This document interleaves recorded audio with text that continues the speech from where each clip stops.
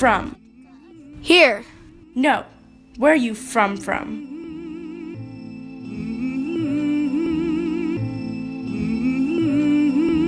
When I learn I'm pregnant with a girl, I feel almost giddy at the thought of teaching her what no one taught me about black hair. Daddy was 6'2" and lean. With a neat, tightly coiled afro he kept supple with afro sheen. I noticed that some strangers stared at him with eyes that steamed like a cauldron, as if they could brand him like an animal. I'd look up at my tall daddy for reassurance, and he'd grip my hand tighter, keep his eyes focused straight ahead, and keep walking. When I walked down the same streets with my white mother, nobody steamed at her that way. The glances she got as a white woman holding the tiny hand of a small brown child were far more subtle. By choosing to marry my father, she'd crossed a line. I'm so American, it hurts. Hello and welcome to MomTalk LA. It is my pleasure and an honor to be speaking with Julie Lythcott-Haims, freshman dean of Stanford University for 10 years, and now the author of her second bestseller book, Real American. Dean Julie, it's an honor to have you on MomTalk. Nelly, thanks for having me. Thank you. What a story.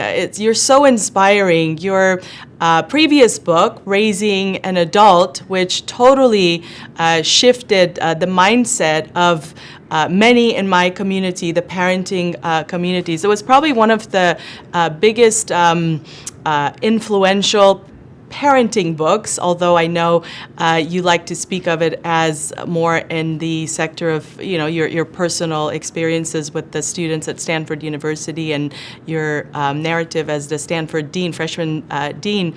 But it really has hit such strong points, especially in the context of peace learning for us in our community. What does it take to raise an adult and raising adults? And now with your latest, Real American, you have once again inspired us to speak our truth and to cultivate peace in the context of our identities, our social and emotional identities. Thank you. Thank you for being on this show today. Thank you for having me. I appreciate it. Tell us a little bit about why your memoir, why this book? Well, I'm 50 years old, and when I was about 40, I finally began to come to terms with what it had meant for me to be Black, African American, and biracial in America, which is a country so deeply obsessed with race and with a hierarchy of the worth of humans according to our race, our ancestry, our skin color. And what I came to appreciate was, though I was in a middle-class family and then upper middle class, even highly educated, that racism had attended me throughout my childhood and young adulthood and into my middle years. And I finally was able to acknowledge that I was trying to be the person who would not incur the loathing of white folks because of my race, or who would not be disregarded or discarded or not believed on the basis of race. I came to appreciate that I was trying to perform in ways that would meet with other people's approval as a person of color. And that at the heart of that performance, of course, is self-loathing. If we're trying to just be what someone else wants or trying to not be what they don't want, where are we? I was just trying to be what somebody else wanted or expected. And there was a lot of self-loathing at the heart of that. So when I came to terms with all of that in my early 40s, I was able to simply love myself for who I am, just try to be this self and work hard and be good and kind and all of that. And tremendous relief washed over me when I realized it isn't about what those racist folks might think. I'm just going to be myself and love this Black and biracial self. And then I started to write about it, and I thought, well, maybe this is useful to more people than just me. It was useful to me to tell the truth of it to myself, but I thought maybe those who can identify with this feeling of being the other in whatever community, maybe they will feel seen and heard through some of my stories. Maybe my book will be of use to other people. Or my story will be of use to other people. So that's why I decided to write a book. Wow. And when someone in your sort of life experiences, someone as the freshman dean of Stanford University steps into this field, this peace learning field, and takes a risk, courage to really look in and speak their truth, I think that is so profound and so needed in today's, especially educational system. I think, we see so many schools nowadays who are finally getting the value and importance of cultural competency, what it means to honor each and every student, their identities, who they are, and actually cultivate peace and congruency. If they're cultural, if they come from the other experiences, how important it is to be seen and to see and to cultivate the empathy within that coexisting relationship as human beings. So thank you so much for your leadership, especially in our educational system. I know it is so detrimental in raising the next generation with wellness, with integration, with health and well-being, and you are truly such an inspiration. Thank you. May I add, just in response to what you're saying, I know this truth that we human beings, wherever we are, whatever our circumstance, we want to know that we matter, that we are loved and accepted for who we are. And in a school setting, it is so essential that every child, every young person in that educational community has an opportunity to be seen and heard. And ultimately, if we're going to feel compassion toward others, we have to love ourselves. If we don't love ourselves, then we're not in a position to really care about or even see others, or we might be hateful or harmful toward others. So, building that sense of self-worth and self-love is so critical. Mm-hmm. And then compassion toward other human beings. What's at the heart of what ails us in this 21st century, is our inability to see the other as us. So we label someone else who looks different or speaks a different language or is a different religion or a different gender or whatever. We think, they're the other, not me, them. We have to start to see one another as fellow human beings if we're going to heal what ails us in this 21st century. And I feel, we've sent people to the moon, and we've sent machines to Mars and machines orbiting other planets, and we've unpacked the human genome. Why can't we solve this problem of the extent to which we hate one another, the extent to which we don't see each other as fellow human beings? This is the task of our time. If we are to achieve peace, we have to be able to be compassionate toward every single other human. Well said. So we had a gathering the other night at Curtis School, the school which our children attend. Over several hundred, parents and families attended this talk by Derek Gay on cultural competency and cultivating sort of the culture of global citizenship, what it means to grow, and why that's so essential and crucial to student life well-being. Why is it important to have cultural competency? Why is it important to cultivate empathy? Why is it important to integrate as a community?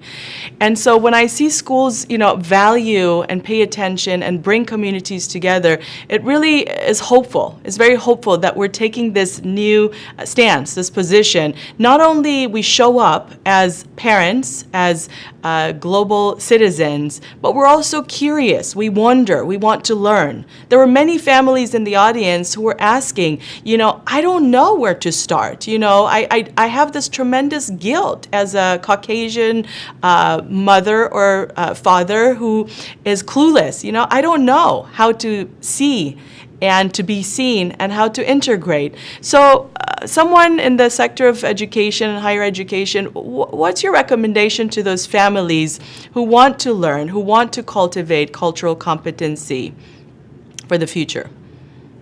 There are a number of things that come to mind on the spectrum, from really, easy baby steps to like really, really hard. Easy baby steps are widen your media blinders. Read the news written by other people.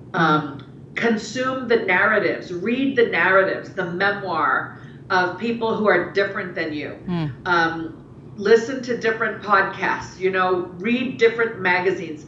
Bring books into your home that you share with your children that have different looking children on the pages. Yes. So that your own children appreciate that there are folks who look quite different, and yet are leading similar lives. You're trying to sort of show that there is difference and yet similarity. So just changing up what you read and the types of information, but also fiction, novels, can really help broaden a child's perspective.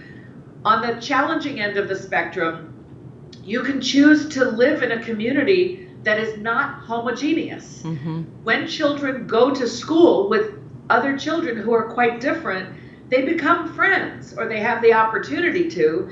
And that's really what we need to work on, is getting out of our very segregated communities where we just see everyone who looks like us, and choosing to be neighbors with people who speak a different language or whose skin color is different than ours.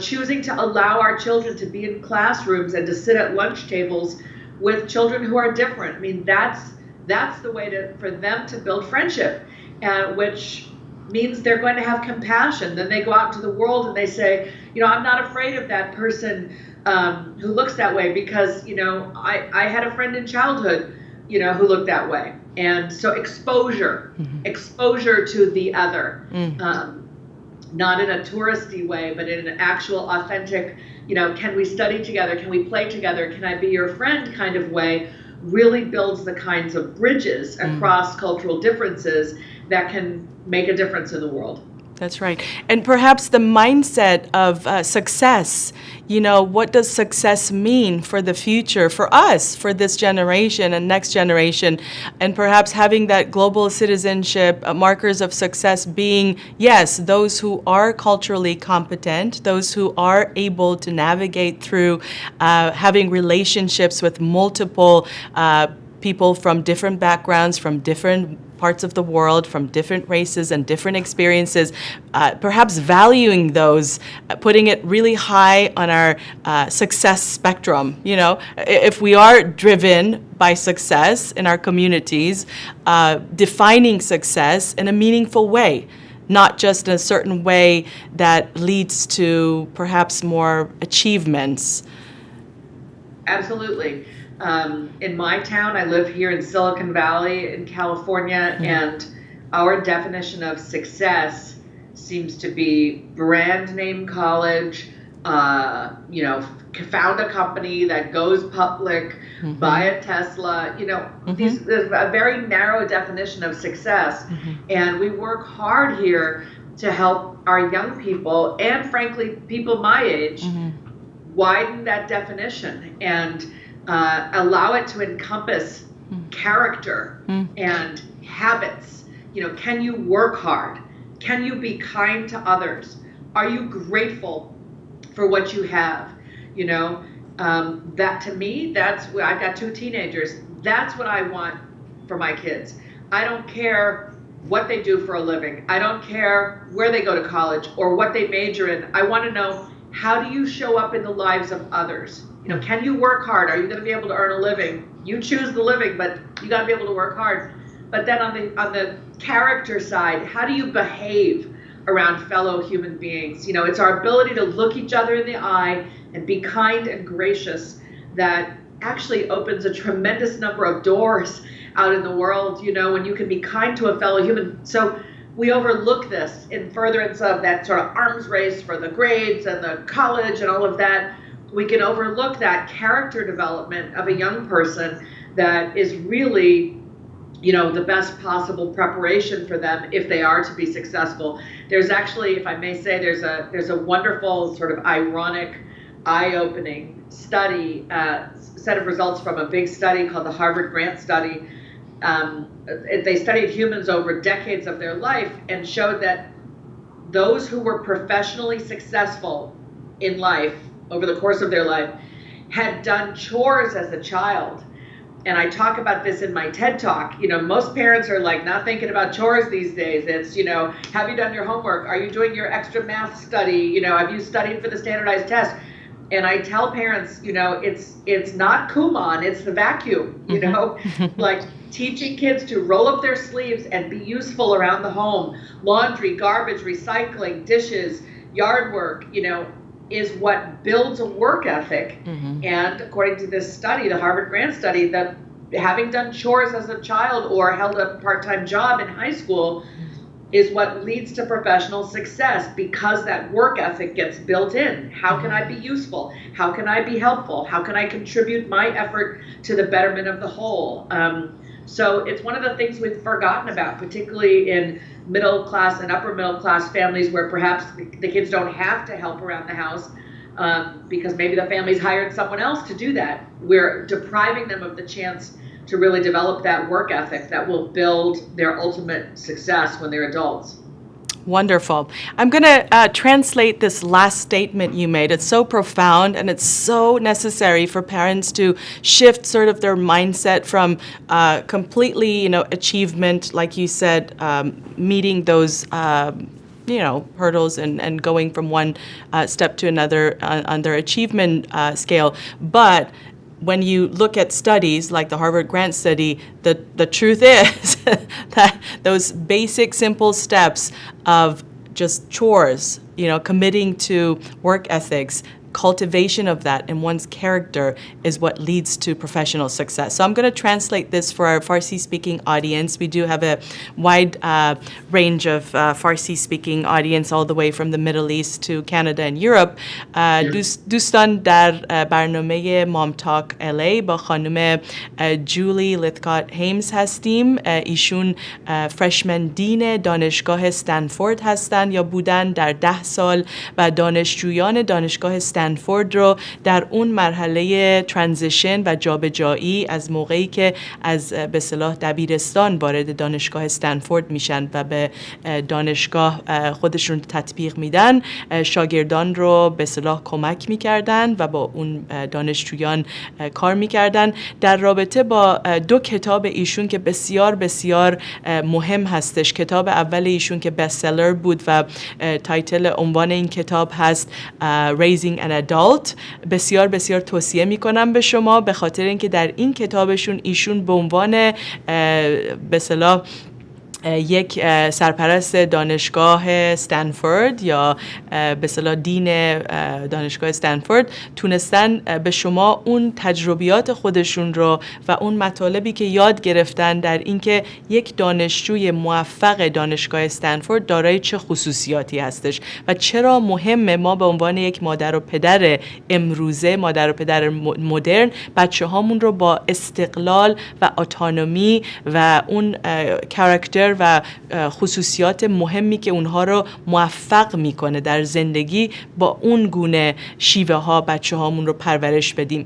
و در نکته بسیار مهمی که اشاره میکنن که در یک به اصطلاح تحقیق دانشگاه هاروارد گرند استادیز این رو به اصطلاح بررسی کردن، دیدن که اون دسته از دانشجویان حتی دبستانی که کارهای خونه میکردن یا مادر و پدرشون اونها رو مسئول کمک کردن در خانه، در منزل، با کارهایی مثل بیرون بردن آشغال منزل، شستن به اصطلاح این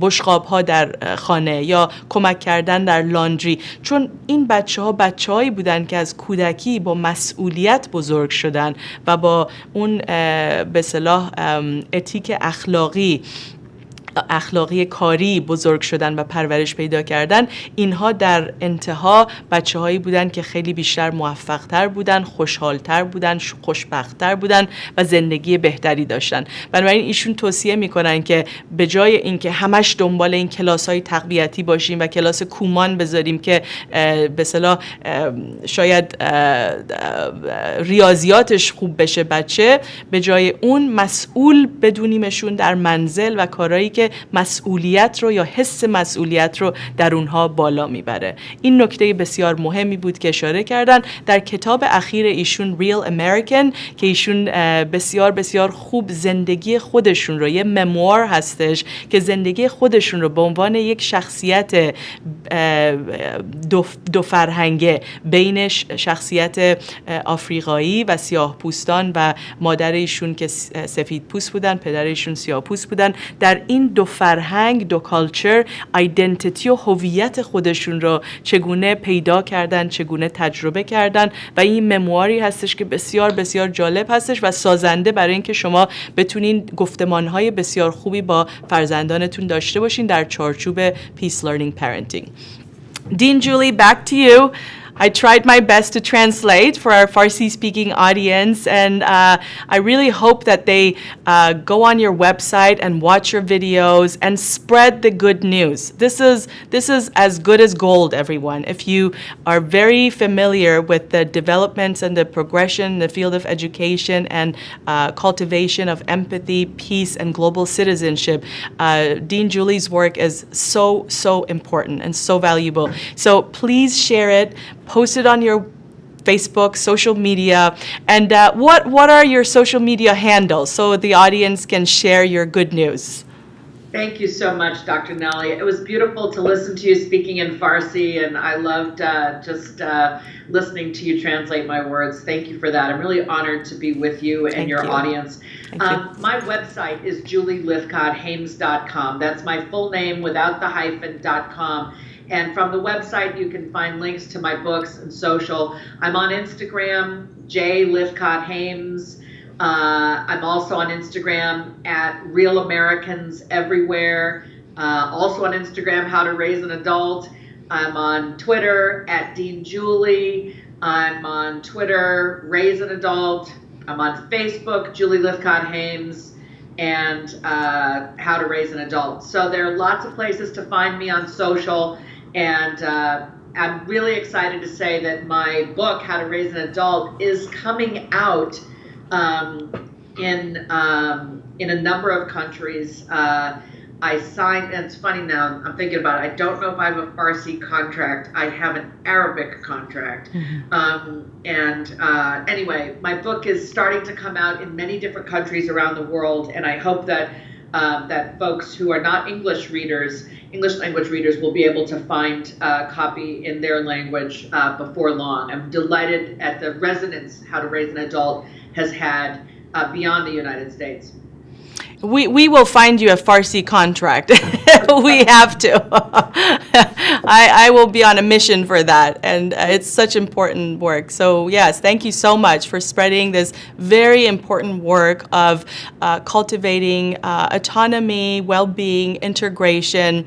I remember when I was reading your book, Raising an Adult, thinking to myself that where do we stand as families who come from a Middle Eastern or Eastern cultures where interdependency is interwoven within our cultural heritage and our upbringing.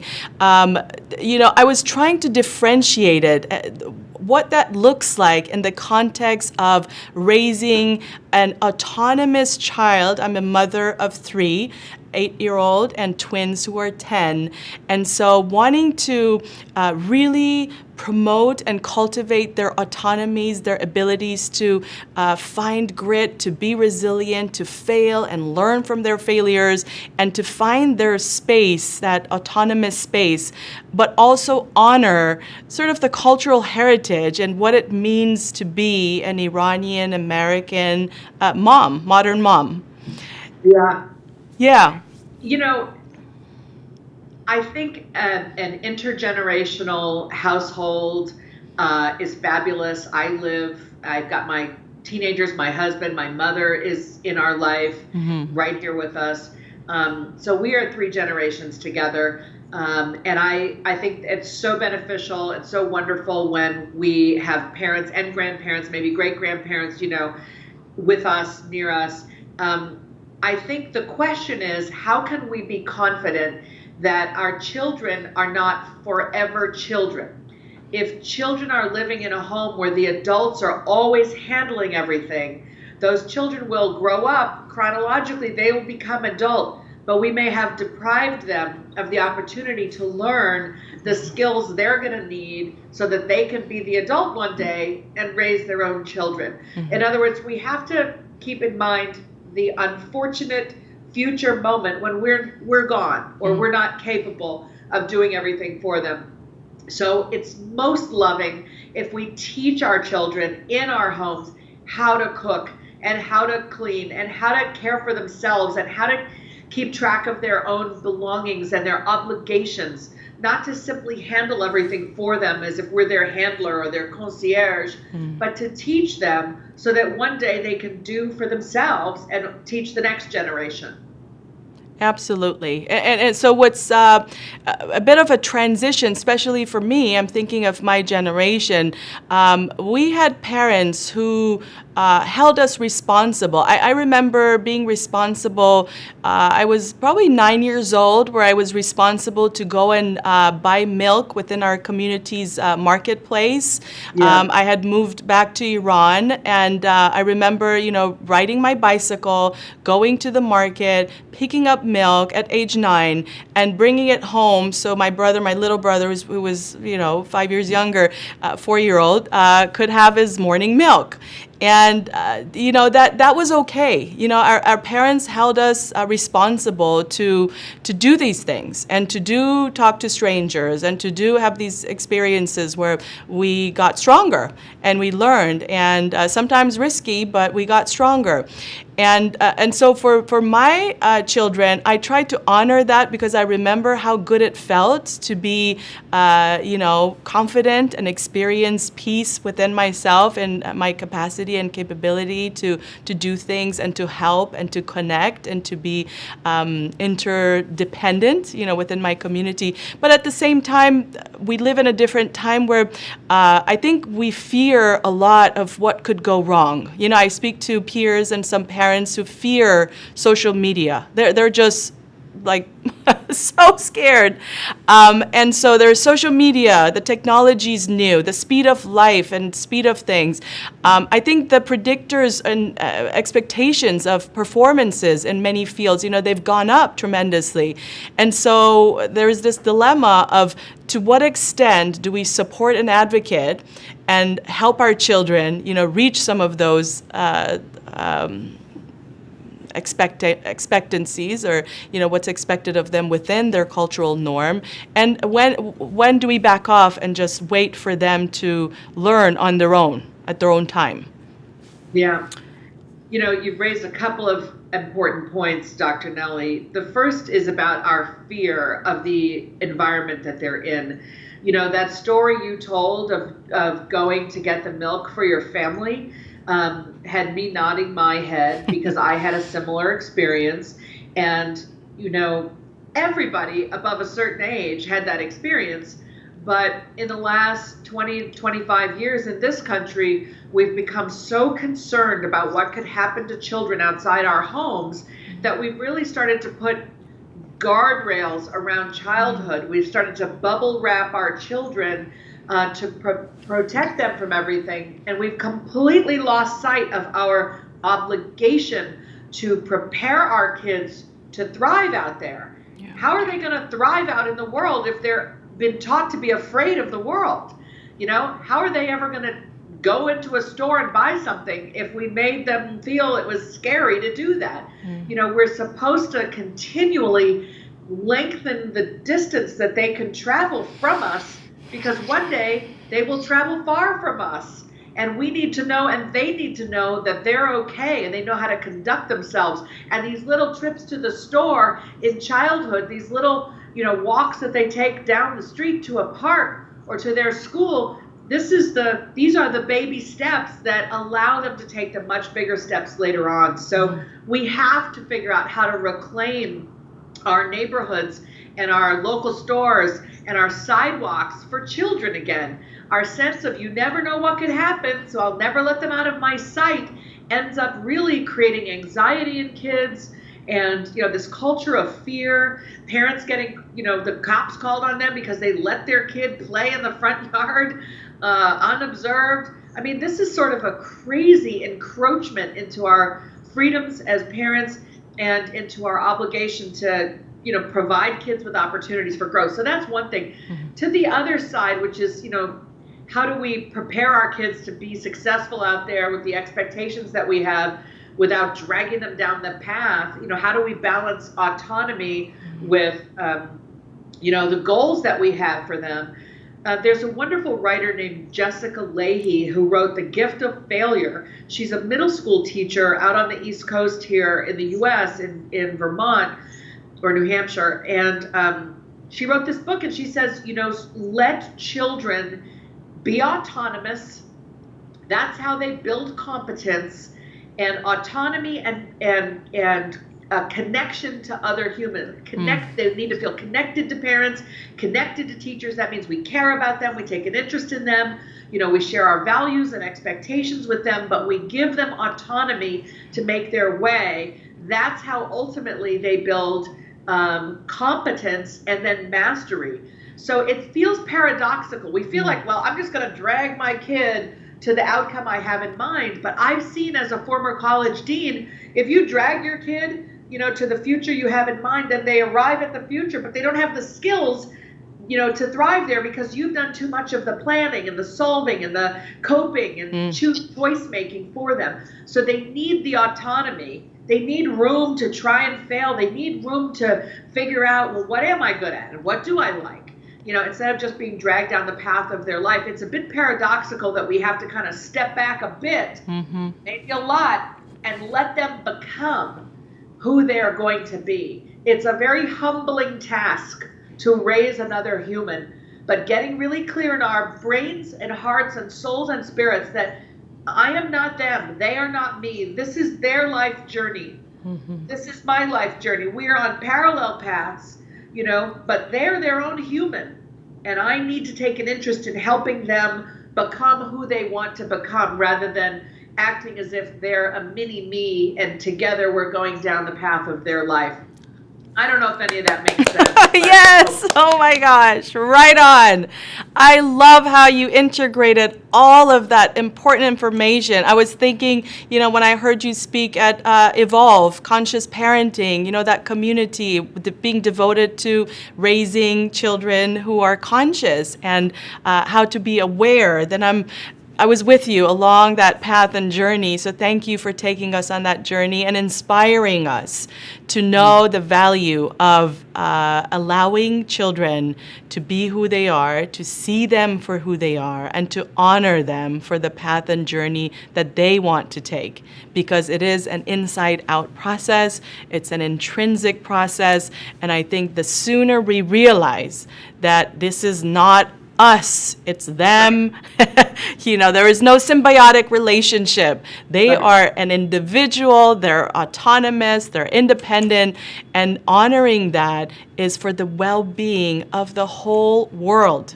Because what are we doing with honoring that? We're cultivating peace. A child who has space to grow and thrive and experience thriving and growth is a peaceful kid. Yeah. You know this probably from the students you've encountered at Stanford. What are some of those protective factors? What were some of those students who were successful and were thriving and were doing so well? What characteristics were you observing or experiencing with them? Yeah, it's a beautiful question because Dr. Nelly, I was working with other people's grown-up children, and at the same time I was coming home to my house here, raising my own kids. And as I saw more and more students, over the years, still kind of being held on a leash, it was like the kid was a college student, but the parents were still holding a leash with the collar that the kid was, you know what I mean? Like Yes. a dog. Yes. I thought, and not all my students, not even most, but I could clearly see, okay, though there are some who are on a leash being told what to do and where to go by their parents, and then there are some off leash. And that's what you want to be by the time you're 18. You want to be off leash like a dog. You want to be making your own way. And I thought, okay, what do I do to help my kids look like, these when they're grown instead of like these? And so the ones who really were off leash, if you will, they knew when they had a problem, they turned within, like, let me think this through. Boy, that doesn't feel very good. I need to come up with some different options here. I've got a couple of choices. They relied on their own ability to make a choice, solve a problem, try a new step, whereas the kids who were kind of on a leash, if you will, would just kind of use their smartphone and get help with the problem, whatever it was. Because parents were so for those kids, parents were so used to always being there, always having the answer, always handling it, always talking to the authority figure, always sorting out the bureaucracy. So their coping mechanism was, I'll just need to text home and have home handle it. And that's not thriving. That's not fending for yourself. So I wanted my own children to get accustomed to, you got a problem? Think it through. What are your options? How are you going to solve it? Fine, come to people for advice and guidance, but know that intrinsically this is your situation and you are capable of solving it. In fact, one of the most loving things, Dr. Nelly, we can say to our kids as early as elementary school and certainly by college, when they text us with a problem, I forgot my homework, or my roommate and I got into a fight. We respond with empathy. Oh, wow, honey, that's unfortunate. Or, oh, that sounds painful. Or, oh, I'm so sorry to hear that. That must be really hard. Empathize. And then you say, how do you think you're going to handle it? And that signals it ought to be handled, I realize, but it can be handled by you. It's not my problem to handle. When a child repeatedly forgets their homework, in elementary or junior high, and we always bring it, we solve it. What we're teaching that child is, I'll always be there to solve your problems. Well, that's not true. They need to learn to remember that homework. And so for them to go through the motions of, oh my gosh, I left it. What can I do? And they may push back and say, what do you mean, Mom? Can't you go get it? And you say, well, actually, I'm really busy, and it's your backpack. You've got to figure out what to do, maybe, and have the child think it through. Well, how can you get that backpack? Well, maybe you need to bike there. The child said, I could bike to school. Okay. Or maybe the kid can't, and then they have to cope with the fact that they don't have their homework, and you can offer, well, can you call a friend about what the homework is? Maybe you just need to email your teacher and say, I didn't bring my homework home, but make the child go through the motions. Yes. That's how you end up with a college student who doesn't feel they have to rely on a parent when something goes wrong with their academics in college. They've been forming the habits of how to cope, how to solve problems when things go wrong. That's right. And isn't it true that one of the strong predictors of youth suicide is this relationship with, whether they can go through those motions and problem solve, and that those who are unable to, unfortunately, end up, committing suicide and taking their lives? I'm going to take your word for that, Dr. Nelly. I don't study suicide, although my community has suffered teen suicide at alarmingly high rates. And like any parent and any educator, I am deeply interested in why. we do have a sense that that when kids feel hopeless about their future or helpless about achieving the various elements that society says leads to a great future, that hopelessness and helplessness can make them just feel like, what's the point? Yeah.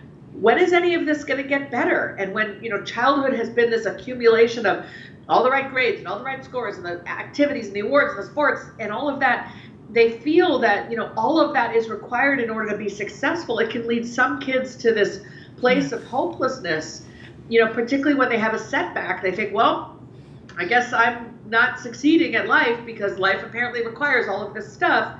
And, a handful of them, can feel so poorly about themselves that, yes, they choose to die by suicide. Yeah, and it is an epidemic, and I think as a community of parents, we really have to pay attention to what are the risk factors and what are the protective factors, and to what extent are we as a community responsible to cultivate the protective factors. Yeah. And so when we're teaching our children to be critical thinkers, to cultivate sort of this problem-solving way of mind, to be aware of mental health contributors and factors that lead to good mental health. And so all of those protective factors, it's our responsibility as a community to talk about it, to cultivate it, to join forces so that children become more aware. That they're more aware at very young ages, and they can protect themselves. They can make good choices. And as a family and community, we can all help each other and come alongside each other so that kids won't be at such high risks as we're seeing today. I have a couple of thoughts. Yeah. One is there's an amazing nonprofit founded right here at Stanford called Challenge Success. Founded by Denise Pope and Madeline Levine, who are both authors as well. And they talk about protective factors, how to have a rigorous childhood educational experience, but also to value wellness so that that young human grows and can ultimately be successful wherever they go because their mental health has been taken care of along with all of the academic preparation. And they say protective factors are these. They call it PDF. It's a nice little acronym. Playtime, PDF, playtime, downtime, family time. That family dinner, connecting with your family over a meal, doesn't have to be dinner, doesn't even have to be a meal, but just the family getting together and talking, not about how's school going or how much homework do you have, but talking about issues, ideas, fun topics, whatever, just conversing. That helps a kid know that they matter because they exist. They're loved because they're here, not because they got a 4.0 GPA. All of us need to feel that way. So playtime is also essential. Free play. Kids are supposed to play freely. Instead, we put them in a cage called enrichment. Every single moment of the day is packed. Well, that's not healthy for children. Downtime. They need some downtime to just breathe and dream. They don't need lives stacked with activities. They need some room to breathe as we do. So PDF, playtime, downtime, family time, really important protective factors. But also, Dr. Nelly, let us not overlook this point. As parents, we have to attend to our needy egos. Too many of us have our sense of self entirely wrapped up in how our child is performing. So we feel better about ourselves as moms and dads when we can say, look what my child is doing. Isn't he or she amazing? And that's not healthy. If our sense of self is largely constructed of how our kids are performing, that harms our kids, okay? And it's not good for us, and we need therapy for that. And seriously, go right on. Heaping on your kid the obligation that they be amazing so that we can feel good about ourselves. If we can heal ourselves, we can be better parents to our kids. That's such an important peace learning step. Right on. You nailed it. And I feel like it's we see it more and more. It's an epidemic. You get into the circle of parents, whether it's at sports or at school, and they start talking about kids as if it's an extension of who they are and their success. And it is something that we need to gain definitely more awareness. and to unpack it for ourselves and each other, and to trust each other as a community of parents and moms, perhaps, to become vulnerable. Because through vulnerability, we're cultivating empathy. And so, so what it means to be a parent, you know, that's why I started this MomTalk show, to sit together and just open up and unpack our vulnerabilities. What it means to be a parent. You know, I oftentimes talk about my own struggles, what it means to raise multiples, what it means to raise children in a society that is very competitive and very driven by being the bestest and the greatest, and what it means to change and shift the definition of success in a community where I don't find too many parents making those efforts to shift that mindset of redefining, like you said, what success means to our community, and more importantly, to us as global citizens. Yeah. And so I am so honored, so grateful, so inspired, and you have been such a tremendous peace learning leading lady in my world of peace learning and cultivating peace. And I thank you for your honesty, for your transparency, for sharing your stories and your narrative, and bringing so much joy to our MomTalk community. Dr. Nelly, thank you so much. It has been a pleasure chatting with you, and I believe in all of us. I believe in our kids. I believe in us as moms, in us as parents. I believe in all of us as humans. We have the capacity to make our way through love and compassion and some hard work. You know, we can get where we want to be, and I'm excited to be with you on this journey. Thank you so much for having me. Thank you so much, and we wish you and your family and your community lots of peace and joy and cultivation of empathy as you do every step of the way. Thank you. So دوستان، در این برنامه بسیار بسیار مفید و سازنده با خانم جولی لیثکات-هایمز صحبت کردیم. دین جولی 10 سال در دانشگاه استنفورد دانشجویان دانشگاه استنفورد رو راهنمایی کردن و سپس به نویسندگی و نوشتن 2 کتاب بسیار مهمشون، کتاب اول Raising an Adult و کتاب دوم ایشون An American, Real American که این کتاب اخیرشون هستش که چه اتفاقی میفته به عنوان یک American citizen، به عنوان یک کسی که آمریکایی هستش از 2 هویت مختلف، سیاه پوست و سفید پوست و 2 cultural background مختلف میاد.